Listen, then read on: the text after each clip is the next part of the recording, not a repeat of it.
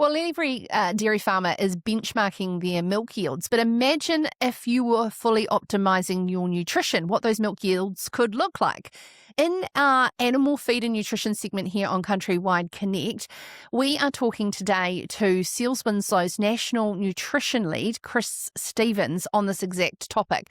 Because, we want to bring you those tangible tips around what you can implement on farm today and get those higher milk yields, but let's reduce empty rates and some of those milk fever cases.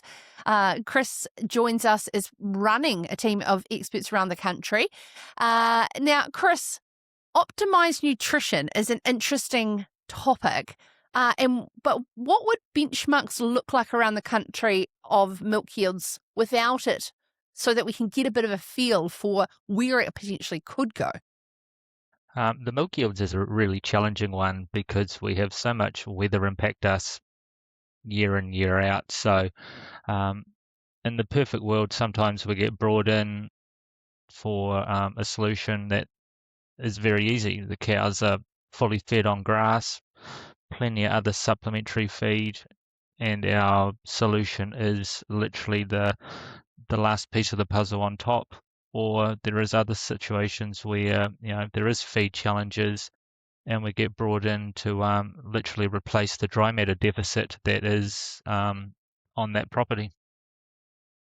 So every single farm has got a different sort of use case. You're going in there, looking at what their potential is, whether it's like we said, it could be an animal health issue like milk fever or empty rates, etc. How does the Seales Winslow team sort of scope out the issue to work out the right nutritional needs? Plenty of questions to start with. That gives us the base of where it leads us, and then we've got a tool called Ruminix, which is a modeling-based computer system that allows us to punch in all the feed available on the farm, their targets, whether it be growth rate, size, condition, takes that all into account on top of where their target milk yield is. And then we can actually make some informative decisions. Is there enough protein in the diet? Is there too much? Is there not enough starch? Big one, is there not enough dry matter? So we can actually delve down into where the problem lies that we can actually help fix. It's interesting though, because like you just brought up there, weather changes. We've had a very crazy summer in the South Island in particular, very wet. How often would farmers be sort of checking in on the variables and therefore the nutritional needs changing? Again, every farm's very different. Some like a conversation every week. Some just more quarterly or strategically through the year. There's no right or wrong answer to that. The cool thing is milk data shows us literally live what's happening. A lot of the team have access via third-party access with the farmer who gives them, so we can sit down, we can actually see at the other end of the phone what's happening with milk urea levels, fat to protein ratios, and things like that. So that gives us an idea what's happening on farm also. So is that always for in-shed feed that will make the difference, or at what point would a nutritional plan sort of change and supplement a grass-based diet?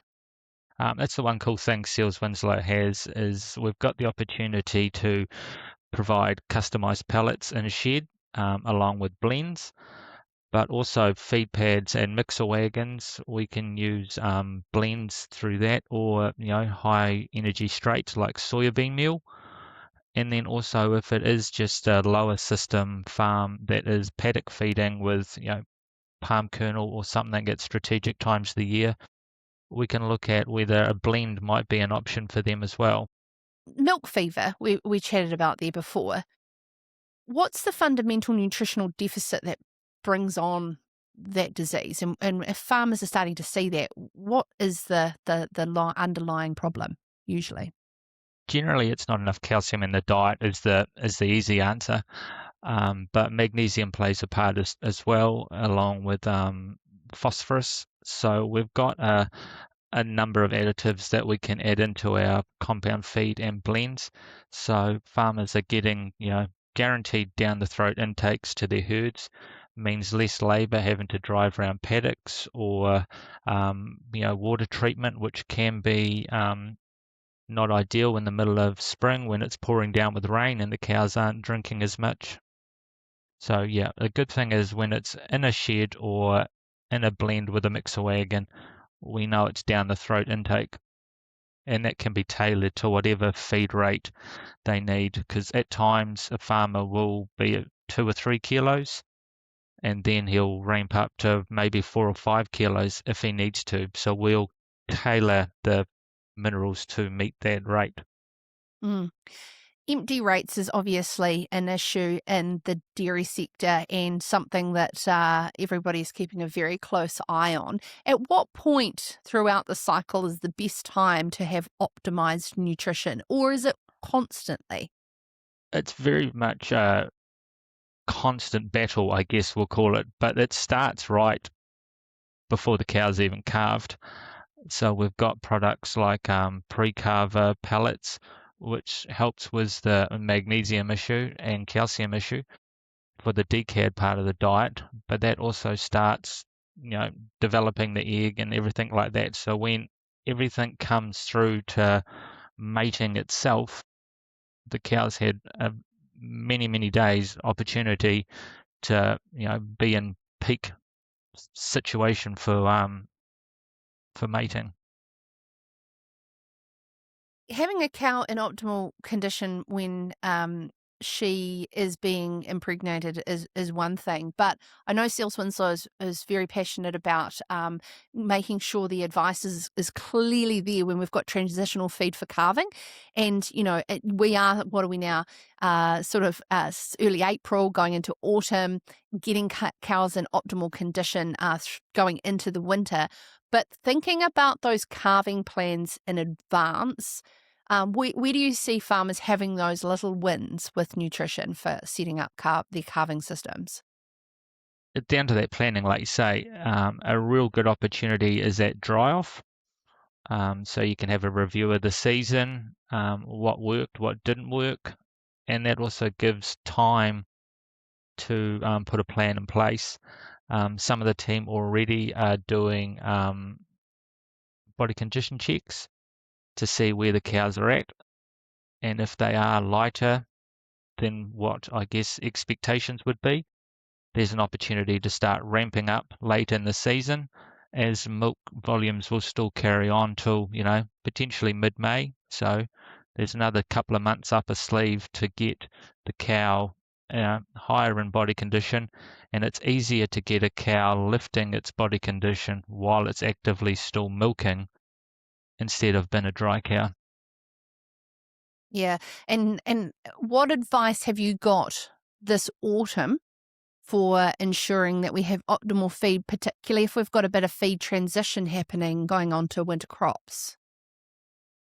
The big one at the moment is the payout is certainly a hot topic with everybody going around, and it does lean towards having some opportunity there to look at different situations or different products on farm if there is a gap or a solution that isn't quite clicking on farm. And so it could be looking as far out as mating, thinking, we need to add bypass fat to it because the cow is fully fed, and that's where something like bypass fat comes into it. Or there's a gap when we look back at last year's data and the protein levels shot through the roof. So how do we look at fixing that this year? Is it something we can do right up front, or do we turn the dial in the middle of the season? So it's just making sure we're all planned. Yeah.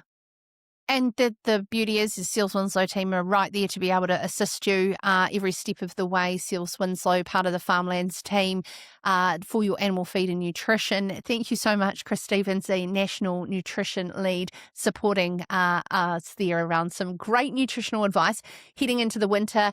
as the weather is turning, and making sure that these elite athletes, these dairy cows, are working at the optimal performance. So therefore we make sure that they are getting the nutritional requirements they need. Thank you for your time, Chris.